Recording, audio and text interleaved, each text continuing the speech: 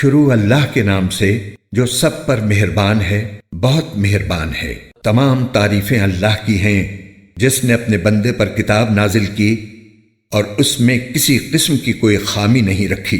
ایک سیدھی سیدھی کتاب جو اس نے اس لیے نازل کی ہے کہ لوگوں کو اپنی طرف سے ایک سخت عذاب سے آگاہ کرے، اور جو مومن نیک عمل کرتے ہیں ان کو خوشخبری دے کہ ان کو بہترین اجر ملنے والا ہے جس میں وہ ہمیشہ ہمیشہ رہیں گے، اور تاکہ ان لوگوں کو متنبہ کرے جو یہ کہتے ہیں کہ اللہ نے کوئی بیٹا بنا رکھا ہے۔ اس بات کا کوئی علمی ثبوت نہ خود ان کے پاس ہے نہ ان کے باپ دادوں کے پاس تھا۔ بڑی سنگین بات ہے جو ان کے منہ سے نکل رہی ہے۔ جو کچھ وہ کہہ رہے ہیں وہ جھوٹ کے سوا کچھ نہیں۔ اب اے پیغمبر، اگر لوگ قرآن کی اس بات پر ایمان نہ لائیں تو ایسا لگتا ہے جیسے تم افسوس کر کر کے ان کے پیچھے اپنی جان کو گھلا بیٹھو گے۔ یقین جانو کہ روئے زمین پر جتنی چیزیں ہیں ہم نے انہیں زمین کی سجاوٹ کا ذریعہ اس لیے بنایا ہے تاکہ لوگوں کو آزمائیں کہ ان میں کون زیادہ اچھا عمل کرتا ہے۔ اور یہ بھی یقین رکھو کہ روئے زمین پر جو کچھ ہے ایک دن ہم اسے ایک سپاٹ میدان بنا دیں گے۔ کیا تمہارا یہ خیال ہے کہ غار اور رقیم والے لوگ ہماری نشانیوں میں سے کچھ زیادہ عجیب چیز تھے؟ یہ اس وقت کا ذکر ہے جب ان نوجوانوں نے غار میں پناہ لی تھی اور اللہ تعالیٰ سے دعا کرتے ہوئے کہا تھا کہ اے ہمارے پروردگار، ہم پر خاص اپنے پاس سے رحمت نازل فرمائیے اور ہماری اس صورتحال میں ہمارے لیے بھلائی کا راستہ مہیا فرما دیجیے۔ چنانچہ ہم نے ان کے کانوں کو تھپکی دے کر کئی سال تک ان کو غار میں سلائے رکھا، پھر ہم نے ان کو جگایا تاکہ یہ دیکھیں کہ ان کے دو گروہ میں سے کون سا گروہ اپنے سوئے رہنے کی مدت کا زیادہ صحیح شمار کرتا ہے۔ ہم تمہارے سامنے ان کا واقعہ ٹھیک ٹھیک بیان کرتے ہیں۔ یہ کچھ نوجوان تھے جو اپنے پروردگار پر ایمان لائے تھے اور ہم نے ان کو ہدایت میں خوب ترقی دی تھی اور ہم نے ان کے دل خوب مضبوط کر دیے تھے۔ یہ اس وقت کا ذکر ہے جب وہ اٹھے اور انہوں نے کہا کہ ہمارا پروردگار وہ ہے جو تمام آسمانوں اور زمین کا مالک ہے، ہم اس کے سوا کسی کو معبود بنا کر ہرگز نہیں پکاریں گے۔ اگر ہم ایسا کریں گے تو ہم یقیناً انتہائی لغو بات کہیں گے۔ یہ ہماری قوم کے لوگ ہیں جنہوں نے اس پروردگار کو چھوڑ کر دوسرے معبود بنا رکھے ہیں۔ اگر ان کا عقیدہ صحیح ہے تو وہ اپنے معبودوں کے ثبوت میں کوئی واضح دلیل کیوں پیش نہیں کرتے؟ بھلا اس شخص سے زیادہ ظالم کون ہوگا جو اللہ پر جھوٹ باندھے؟ اور ساتھیو، جب تم نے ان لوگوں سے بھی علیحدگی اختیار کر لی ہے اور ان سے بھی جن کی یہ اللہ کو چھوڑ کر عبادت کرتے ہیں، تو چلو اب تم اسی غار میں پناہ لے لو۔ تمہارا پروردگار تمہارے لیے اپنا دامن رحمت پھیلا دے گا اور تمہارے کام میں آسانی کے اسباب مہیا فرمائے گا۔ اور وہ غار ایسا تھا کہ تم سورج کو نکلتے وقت دیکھتے تو وہ ان کے غار سے دائیں طرف ہٹ کر نکل جاتا، اور جب غروب ہوتا تو ان سے بائیں طرف کترا کر چلا جاتا، اور وہ اس غار کے ایک کشادہ حصے میں سوئے ہوئے تھے۔ یہ سب کچھ اللہ کی نشانیوں میں سے ایک نشانی ہے۔ جسے اللہ ہدایت دے وہی ہدایت پاتا ہے، اور جسے وہ گمراہ رکھے اس کا تمہیں ہرگز کوئی مددگار نہیں مل سکتا جو اسے راستے پر لائے۔ تم انہیں دیکھ کر یہ سمجھتے کہ وہ جاگ رہے ہیں، حالانکہ وہ سوئے ہوئے تھے، اور ہم ان کو دائیں اور بائیں کروٹ دلواتے رہتے تھے، اور ان کا کتا دہلیز پر اپنے دونوں ہاتھ پھیلائے ہوئے بیٹھا تھا۔ اگر تم انہیں جھانک کر دیکھتے تو ان سے پیٹ پھیر کر بھاگ کھڑے ہوتے، اور تمہارے اندر ان کی دہشت سما جاتی۔ اور جیسے ہم نے انہیں سلایا تھا اسی طرح ہم نے انہیں اٹھا دیا تاکہ وہ آپس میں ایک دوسرے سے پوچھ گچھ کریں۔ ان میں سے ایک کہنے والے نے کہا، تم اس حالت میں کتنی دیر رہے ہوگے؟ کچھ لوگوں نے کہا، ہم ایک دن یا ایک دن سے کچھ کم نیند میں رہے ہوں گے۔ دوسروں نے کہا، تمہارا رب ہی بہتر جانتا ہے کہ تم کتنی دیر اس حالت میں رہے ہو۔ اب اپنے میں سے کسی کو چاندی کا یہ سکہ دے کر شہر کی طرف بھیجو، وہ جا کر دیکھ بھال کرے کہ اس کے کون سے علاقے میں زیادہ پاکیزہ کھانا مل سکتا ہے، پھر تمہارے پاس وہاں سے کچھ کھانے کو لے آئے، اور اسے چاہیے کہ ہوشیاری سے کام کرے اور کسی کو تمہاری خبر نہ ہونے دے۔ کیونکہ اگر ان شہر کے لوگوں کو تمہاری خبر مل گئی تو یہ تمہیں پتھراؤ کر کے ہلاک کر ڈالیں گے یا تمہیں اپنے دین میں واپس آنے کے لیے مجبور کریں گے، اور ایسا ہوا تو تمہیں کبھی فلاح نہیں مل سکے گی۔ اور یوں ہم نے ان کی خبر لوگوں تک پہنچا دی تاکہ وہ یقین سے جان لیں کہ اللہ کا وعدہ سچا ہے، نیز یہ کہ قیامت کی گھڑی آنے والی ہے، اس میں کوئی شک نہیں۔ پھر وہ وقت بھی آیا جب لوگ ان کے بارے میں آپس میں جھگڑ رہے تھے، چنانچہ کچھ لوگوں نے کہا کہ ان پر ایک عمارت بنا دو، ان کا رب ہی ان کے معاملے کو بہتر جانتا ہے۔ آخر کار جن لوگوں کو ان کے معاملات پر غلبہ حاصل تھا انہوں نے کہا کہ ہم تو ان کے اوپر ایک مسجد ضرور بنائیں گے۔ کچھ لوگ کہیں گے کہ وہ 3 آدمی تھے اور چوتھا ان کا کتا تھا، اور کچھ کہیں گے کہ وہ 5 تھے اور چھٹا ان کا کتا تھا۔ یہ سب اٹکل کے تیر چلانے کی باتیں ہیں۔ اور کچھ کہیں گے کہ وہ 7 تھے اور 8واں ان کا کتا تھا۔ کہہ دو کہ میرا رب ہی ان کی صحیح تعداد کو جانتا ہے، تھوڑے سے لوگوں کے سوا کسی کو ان کا پورا علم نہیں، لہٰذا ان کے بارے میں سرسری گفتگو سے آگے بڑھ کر کوئی بحث نہ کرو اور نہ ان کے بارے میں کسی سے پوچھ گچھ کرو۔ اور اے پیغمبر، کسی بھی کام کے بارے میں کبھی یہ نہ کہو کہ میں یہ کام کل کر لوں گا، ہاں یہ کہو کہ اللہ چاہے گا تو کر لوں گا۔ اور جب کبھی بھول جاؤ تو اپنے رب کو یاد کر لو اور کہو مجھے امید ہے کہ میرا رب کسی ایسی بات کی طرف میری رہنمائی کر دے جو ہدایت میں اس سے بھی زیادہ قریب ہو۔ اور وہ اصحاب کہف اپنے غار میں 300 سال اور مزید 9 سال سوتے رہے۔ اگر کوئی اس میں بحث کرے تو کہہ دو کہ اللہ ہی بہتر جانتا ہے کہ وہ کتنی مدت سوتے رہے۔ آسمانوں اور زمین کے سارے بھید اسی کے علم میں ہیں، وہ کتنا دیکھنے والا اور کتنا سننے والا ہے، اس کے سوا ان کا کوئی رکھوالا نہیں ہے، اور وہ اپنی حکومت میں کسی کو شریک نہیں کرتا۔ اور اے پیغمبر، تم پر تمہارے پروردگار کی طرف سے جو وحی بھیجی گئی ہے اسے پڑھ کر سنا دو، کوئی نہیں ہے جو اس کی باتوں کو بدل سکے، اور اسے چھوڑ کر تمہیں ہرگز کوئی پناہ کی جگہ نہیں مل سکتی۔ اور اپنے آپ کو استقامت سے ان لوگوں کے ساتھ ساتھ رکھو جو صبح و شام اپنے رب کو اس لیے پکارتے ہیں کہ وہ اس کی خوشنودی کے طلبگار ہیں۔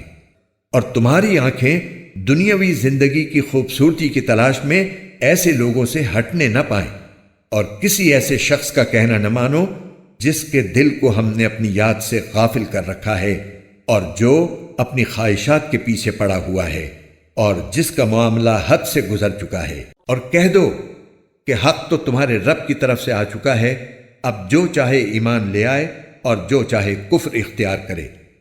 ہم نے بے شک ایسے ظالموں کے لیے آگ تیار کر رکھی ہے جس کی قناتیں ان کو گھیرے میں لے لیں گی، اور اگر وہ فریاد کریں گے تو ان کی فریاد کا جواب ایسے پانی سے دیا جائے گا جو تیل کی تلچھٹ جیسا ہوگا اور چہروں کو بھون کر رکھ دے گا۔ کیسا بدترین پانی اور کیسی بری آرام گاہ۔ البتہ جو لوگ ایمان لائے اور انہوں نے نیک عمل کیے تو یقیناً ہم نیک لوگوں کے اجر کو ضائع نہیں کرتے۔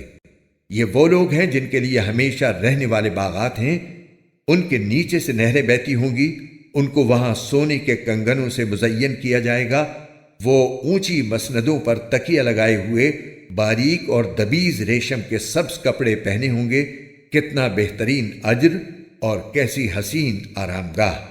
اور اے پیغمبر، ان لوگوں کے سامنے ان 2 آدمیوں کی مثال پیش کرو جن میں سے ایک کو ہم نے انگوروں کے 2 باغ دے رکھے تھے اور ان کو کھجور کے درختوں سے گھیرا ہوا تھا، اور ان دونوں باغوں کے درمیان کھیتی لگائی ہوئی تھی۔ دونوں باغ پورا پورا پھل دیتے تھے اور کوئی باغ پھل دینے میں کوئی کمی نہیں چھوڑتا تھا، اور ان دونوں کے درمیان ہم نے ایک نہر جاری کر دی تھی۔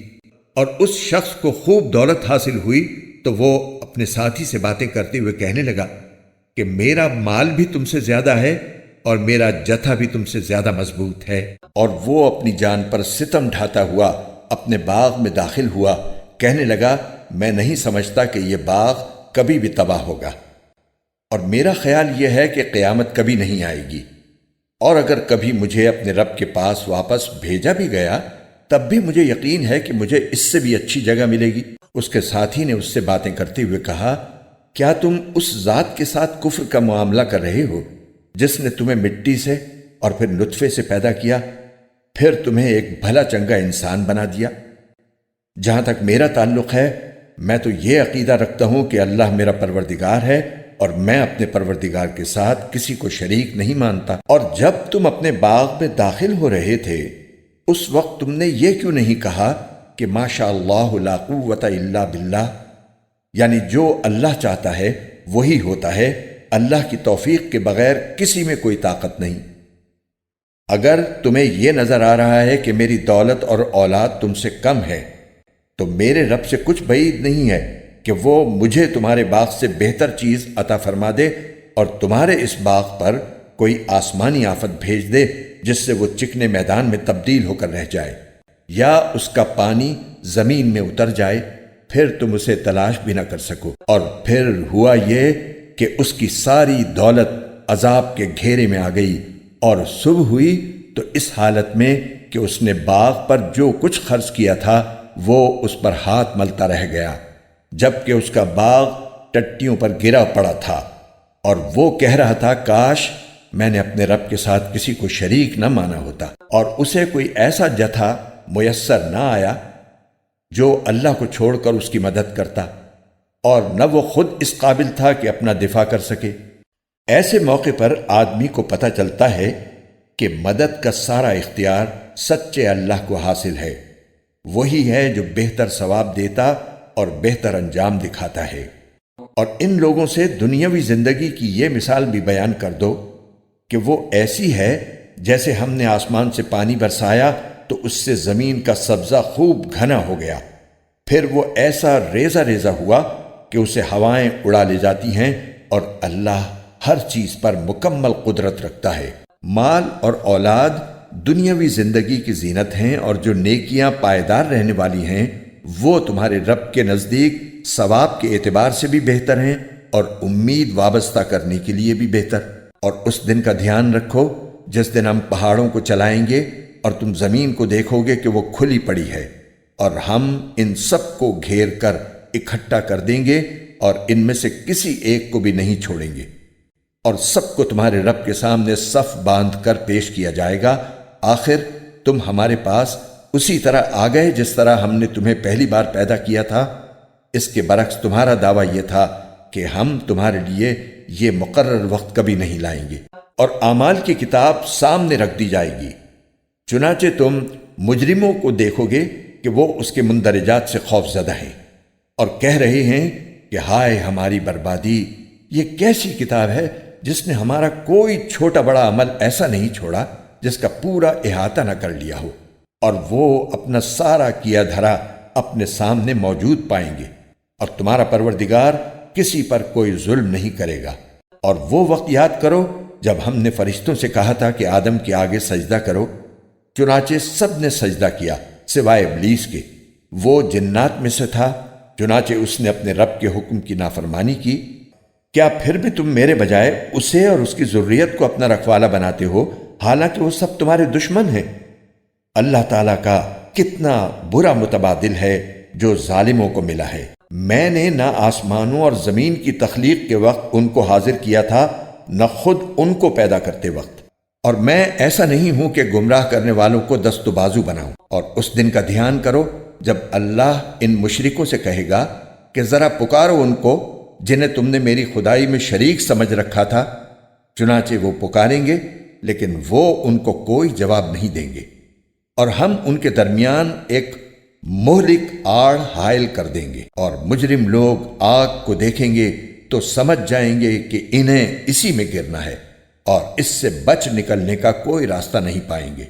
اور ہم نے لوگوں کے فائدے کے لیے اس قرآن میں طرح طرح سے ہر قسم کے مضامین بیان کیے ہیں، اور انسان ہے کہ جھگڑا کرنے میں ہر چیز سے بڑھ گیا ہے۔ اور جب لوگوں کے پاس ہدایت آ چکی تو اب انہیں ایمان لانے اور اپنے رب سے معافی مانگنے سے اس مطالبے کے سوا کوئی اور چیز نہیں روک رہی کہ ان کے ساتھ بھی پچھلے لوگوں جیسے واقعات پیش آ جائیں یا عذاب ان کے بالکل سامنے آ کھڑا ہو۔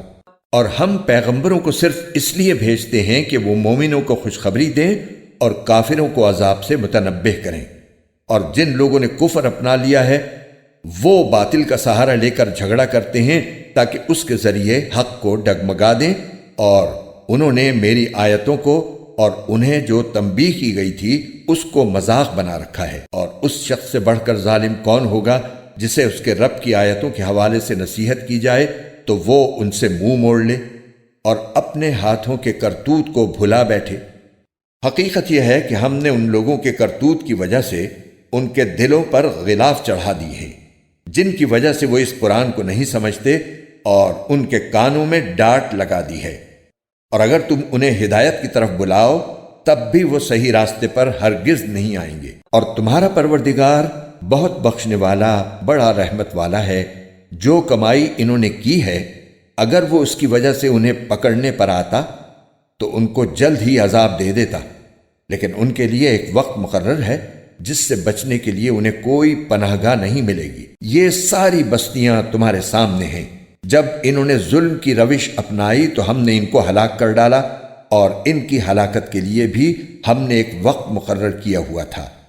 اور اس وقت کا ذکر سنو جب موسیٰ نے اپنے نوجوان شاگرد سے کہا تھا کہ میں اس وقت تک اپنا سفر جاری رکھوں گا جب تک 2 سمندروں کے سنگم پر نہ پہنچ جاؤں، ورنہ برسوں چلتا رہوں گا۔ چنانچہ جب وہ ان کے سنگم پر پہنچے تو دونوں اپنی مچھلی کو بھول گئے، اور اس نے سمندر میں ایک سرنگ کی طرح کا راستہ بنا لیا۔ پھر جب دونوں آگے نکل گئے تو موسیٰ نے اپنے نوجوان سے کہا کہ ہمارا ناشتہ لاؤ۔ سچی بات یہ ہے کہ ہمیں اس سفر میں بڑی تھکاوٹ لاحق ہو گئی ہے۔ اس نے کہا، بھلا بتائیے، عجیب قصہ ہو گیا۔ جب ہم اس چٹان پر ٹھہرے تھے تو میں مچھلی کا آپ سے ذکر کرنا بھول گیا، اور شیطان کے سوا کوئی نہیں ہے جس نے مجھ سے اس کا تذکرہ کرنا بھلایا ہو۔ اور اس مچھلی نے تو بڑے عجیب طریقے پر دریا میں اپنی راہ لے لی تھی۔ موسیٰ نے کہا، اس بات کی تو ہمیں تلاش تھی۔ چنانچہ دونوں اپنے قدموں کے نشان دیکھتے ہوئے واپس لوٹے۔ تب انہیں ہمارے بندوں میں سے ایک بندہ ملا جس کو ہم نے اپنی خصوصی رحمت سے نوازا تھا اور خاص اپنی طرف سے ایک علم سکھایا تھا۔ موسیٰ نے ان سے کہا، کیا میں آپ کے ساتھ اس غرض سے رہ سکتا ہوں کہ آپ کو بھلائی کا جو علم عطا ہوا ہے اس کا کچھ حصہ مجھے بھی سکھا دیں؟ انہوں نے کہا، مجھے یقین ہے کہ آپ میرے ساتھ رہنے پر صبر نہیں کر سکیں گے، اور جن باتوں کی آپ کو پوری واقفیت نہیں ہے ان پر آپ صبر کر بھی کیسے سکتے ہیں؟ موسیٰ نے کہا، انشاءاللہ آپ مجھے صابر پائیں گے، اور میں آپ کے کسی حکم کی خلاف ورزی نہیں کروں گا۔ انہوں نے کہا، اچھا، اگر آپ میرے ساتھ چلتے ہیں تو جب تک میں خود ہی آپ سے کسی بات کا تذکرہ شروع نہ کروں آپ مجھ سے کسی بھی چیز کے بارے میں سوال نہ کریں۔ چنانچہ دونوں روانہ ہو گئے، یہاں تک کہ جب دونوں ایک کشتی میں سوار ہوئے تو ان صاحب نے کشتی میں چھید کر دیا۔ موسیٰ بولے، ارے کیا آپ نے اس میں چھید کر دیا تاکہ سارے کشتی والوں کو ڈبو ڈالیں؟ یہ تو آپ نے بڑا خوفناک کام کیا۔ انہوں نے کہا، کیا میں نے نہیں کہا تھا کہ آپ میرے ساتھ رہ کر صبر نہیں کر سکیں گے؟ موسیٰ نے کہا، مجھ سے جو بھول ہو گئی اس پر میری گرفت نہ کیجیے اور میرے کام کو زیادہ مشکل نہ بنائیے۔ وہ دونوں پھر روانہ ہو گئے، یہاں تک کہ ان کی ملاقات ایک لڑکے سے ہوئی تو ان صاحب نے اسے قتل کر ڈالا۔ موسیٰ بول اٹھے، ارے کیا آپ نے ایک پاکیزہ جان کو ہلاک کر دیا جبکہ اس نے کسی کی جان نہیں لی تھی جس کا بدلہ اس سے لیا جائے؟ یہ تو آپ نے بہت ہی برا کام کیا۔ انہوں نے کہا، کیا میں نے آپ سے نہیں کہا تھا کہ آپ میرے ساتھ رہنے پر صبر نہیں کر سکیں گے؟ موسیٰ بولے، اگر اب میں آپ سے کوئی بات پوچھوں تو آپ مجھے اپنے ساتھ نہ رکھیے، یقیناً آپ میری طرف سے عذر کی حد کو پہنچ گئے ہیں۔ چنانچہ وہ دونوں پھر روانہ ہو گئے، یہاں تک کہ جب ایک بستی والوں کے پاس پہنچے تو اس کے باشندوں سے کھانا مانگا تو ان لوگوں نے ان کی مہمانی کرنے سے انکار کر دیا۔ پھر انہیں ایک دیوار ملی جو گرا ہی چاہتی تھی، ان صاحب نے اسے کھڑا کر دیا۔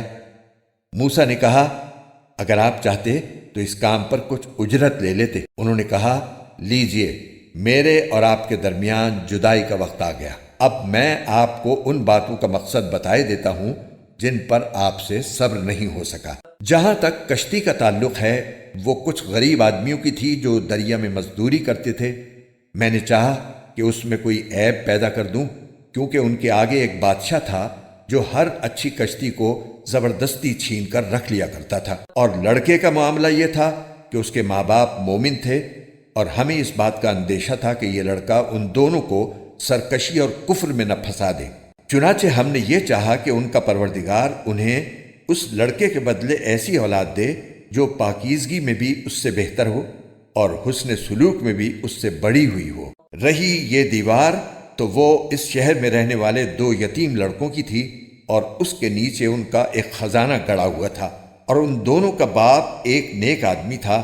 اس لیے آپ کے پروردگار نے یہ چاہا کہ یہ دونوں لڑکے اپنی جوانی کی عمر کو پہنچیں اور اپنا خزانہ نکال لیں۔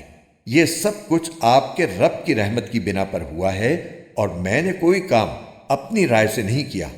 یہ تھا مقصد ان باتوں کا جن پر آپ سے صبر نہیں ہو سکا۔ اور یہ لوگ تم سے ذوالقرنین کے بارے میں پوچھتے ہیں، کہہ دو کہ میں ان کا کچھ حال تمہیں پڑھ کر سناتا ہوں۔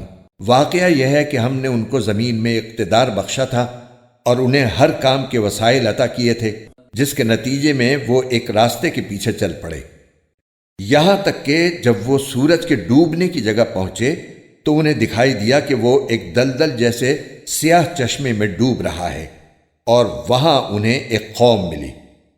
ہم نے ان سے کہا، اے ذوالقرنین، تمہارے پاس 2 راستے ہیں، یا تو ان لوگوں کو سزا دو یا پھر ان کے معاملے میں اچھا رویہ اختیار کرو۔ انہوں نے کہا، ان میں سے جو کوئی ظلم کا راستہ اختیار کرے گا اسے تو ہم سزا دیں گے، پھر اسے اپنے رب کے پاس پہنچا دیا جائے گا اور وہ اسے سخت عذاب دے گا۔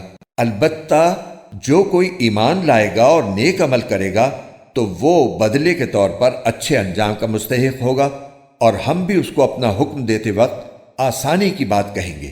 اس کے بعد وہ ایک اور راستے کے پیچھے چل پڑے، یہاں تک کہ جب وہ سورج کے طلوع ہونے کی جگہ پہنچے تو انہوں نے دیکھا کہ وہ ایک ایسی قوم پر طلوع ہو رہا ہے جسے ہم نے اس کی دھوپ سے بچنے کے لیے کوئی اوٹ مہیا نہیں کی تھی۔ واقعہ اسی طرح ہوا، اور ذوالقرنین کے پاس جو کچھ ساز و سامان تھا ہمیں اس کی پوری خبر تھی۔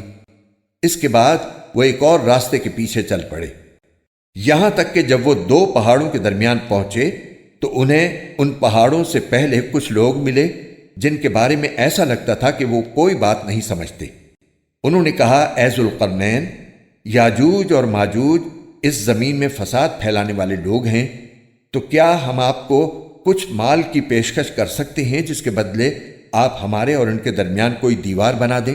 ذوالقرنین نے کہا، اللہ نے مجھے جو اقتدار عطا فرمایا ہے وہی میرے لیے بہتر ہے، لہٰذا تم لوگ ہاتھ پاؤں کی طاقت سے میری مدد کرو تو میں تمہارے اور ان کے درمیان ایک مضبوط دیوار بنا دوں گا۔ مجھے لوہے کی چادریں لا دو۔ یہاں تک کہ جب انہوں نے درمیانی خلا کو پاٹ کر دونوں پہاڑی سروں کو ایک دوسرے سے ملا دیا تو کہا کہ اب آگ دہکاؤ۔ یہاں تک کہ جب اس دیوار کو لال انگارہ کر دیا تو کہا کہ پگھلا ہوا تانبا لاؤ، اب میں اس پر انڈیلوں گا۔ چنانچہ وہ دیوار ایسی بن گئی کہ یاجوج ماجوج نہ اس پر چڑھنے کی طاقت رکھتے تھے اور نہ اس میں کوئی سوراخ بنا سکتے تھے۔ ذوالقرنین نے کہا، یہ میرے رب کی رحمت ہے کہ اس نے ایسی دیوار بنانے کی توفیق دی، پھر میرے رب نے جس وقت کا وعدہ کیا ہے جب وہ وقت آئے گا تو وہ اس دیوار کو ڈھا کر زمین کے برابر کر دے گا، اور میرے رب کا وعدہ بالکل سچا ہے۔ اور اس دن ہم ان کی یہ حالت کر دیں گے کہ وہ موجوں کی طرح ایک دوسرے سے ٹکرا رہے ہوں گے، اور سور پھونکا جائے گا تو ہم سب کو ایک ساتھ جمع کر لیں گے، اور اس دن ہم دوزخ کو ان کافروں کے سامنے کھلی آنکھوں لے آئیں گے جن کی آنکھوں پر دنیا میں میری نصیحت کی طرف سے پردہ پڑا ہوا تھا اور جو سننے کی صلاحیت نہیں رکھتے تھے۔ جن لوگوں نے کفر اپنا لیا ہے، کیا وہ پھر بھی یہ سمجھتے ہیں کہ مجھے چھوڑ کر میرے ہی بندوں کو اپنا رکھوالا بنائیں گے؟ یقین رکھو کہ ہم نے ایسے کافروں کی مہمانی کے لیے دوزخ تیار کر رکھی ہے۔ کہہ دو کہ کیا ہم تمہیں بتائیں کہ کون لوگ ہیں جو اپنے اعمال میں سب سے زیادہ ناکام ہیں؟ یہ وہ لوگ ہیں کہ دنیاوی زندگی میں ان کی ساری دوڑ دھوپ سیدھے راستے سے بھٹکی رہی اور وہ سمجھتے رہے کہ وہ بہت اچھا کام کر رہے ہیں۔ یہ وہی لوگ ہیں جنہوں نے اپنے مالک کی آیتوں کا اور اس کے سامنے پیش ہونے کا انکار کیا، اس لیے ان کا سارا کیا دھرا غارت ہو گیا۔ چنانچہ قیامت کے دن ہم ان کا کوئی وزن شمار نہیں کریں گے۔ یہ ہے جہنم کی شکل میں ان کی سزا، کیونکہ انہوں نے کفر کی روش اختیار کی تھی اور میری آیتوں اور میرے پیغمبروں کا مذاق بنایا تھا۔ دوسری طرف جو لوگ ایمان لائے ہیں اور جنہوں نے نیک عمل کیے ہیں، ان کی مہمانی کے لیے بے شک فردوس کے باغ ہوں گے جن میں وہ ہمیشہ رہیں گے، اور وہ وہاں سے کہیں اور جانا نہیں چاہیں گے۔ اے پیغمبر، لوگوں سے کہہ دو کہ اگر میرے رب کی باتیں لکھنے کے لیے سمندر روشنائی بن جائے تو میرے رب کی باتیں ختم نہیں ہوں گی کہ اس سے پہلے سمندر ختم ہو چکا ہوگا، چاہے اس سمندر کی کمی پوری کرنے کے لیے ہم ویسا ہی ایک اور سمندر کیوں نہ لے آئیں۔ کہہ دو کہ میں تو تمہیں جیسا ایک انسان ہوں، البتہ مجھ پر یہ وحی آتی ہے کہ تم سب کا اللہ بس ایک اللہ ہے، لہٰذا جس کسی کو اپنے مالک سے جا ملنے کی امید ہو اسے چاہیے کہ وہ نیک عمل کرے اور اپنے مالک کی عبادت میں کسی اور کو شریک نہ ٹھہرائے۔